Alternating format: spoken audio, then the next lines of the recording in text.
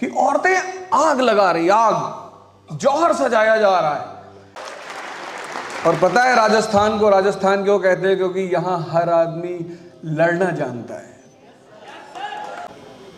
और जिससे जिंदगी युद्ध जबरदस्ती करवाएगी वो मजदूर है।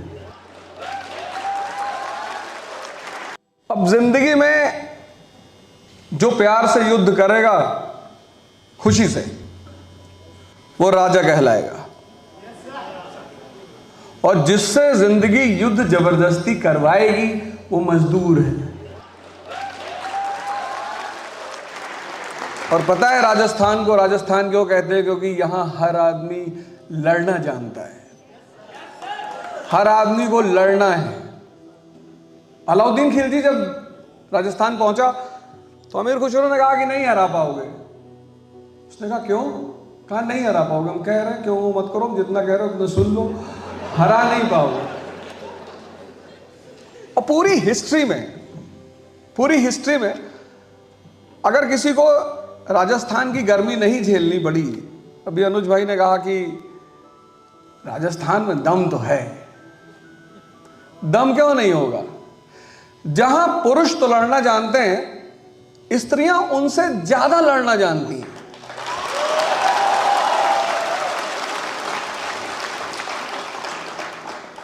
दुनिया का शायद ही कोई इतिहास, शायद, देखो मैं पढ़ा हूं, अब कुछ बताऊंगा नहीं, सब बता दिए, इतना बता दिए कि मुझे लगा कि बहुत सुन लिए। फिर कविता सुन के तो मैं सोचा अब समापन ही करना चाहिए जो है।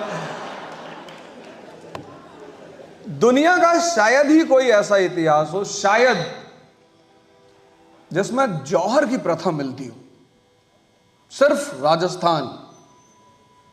और पहली बार जौहर का जो मेंशन है अमीर खुसरो ने किया है रणथंभौर के युद्ध में, जब राजपूतों को लगा कि अब दिल्ली की सेना से जीतेंगे नहीं, तो यहां एक प्रथा थी बड़ी जबरदस्त, क्योंकि विदेशी आक्रांता जब भी देश में आते थे तो एक उद्देश्य तो लूटपाट होता ही था, लेकिन लूटपाट के साथ जो दूसरा उद्देश्य होता था वो था स्त्रियों को उठाना, स्त्रियों को उठाकर ले आना।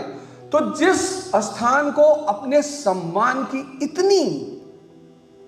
इतनी कसक हो, इतनी कि औरतें आग लगा रही, आग, जौहर सजाया जा रहा है कि आदमी जब युद्ध के लिए निकलेंगे तो औरतें जौहर करेंगी। दुनिया के किसी इतिहास में ऐसी किसी परंपरा की सूचना नहीं मिलती। तो आदमी तो लड़ते थे, स्त्रियां, और आदमी और स्त्री तो छोड़ो, इस प्रदेश में पशु भी आकर खतरनाक हो गया। चेतक,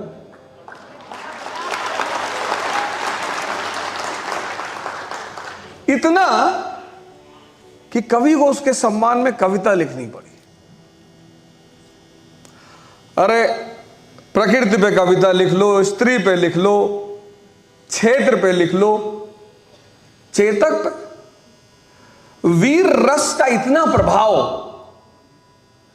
रणबीर चौकड़ी भर भर कर चेतक बन गया निराला था।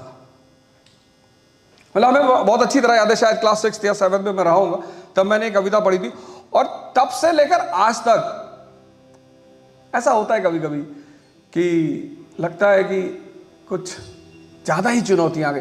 हारने का तो मैंने कभी सोचा ही नहीं, क्योंकि हम तो मिडिल क्लास के लोग हैं, कोई मुगल फैमिली से थोड़ा है जो हमारा राज चला जाएगा, हम राज बनाने आए हैं।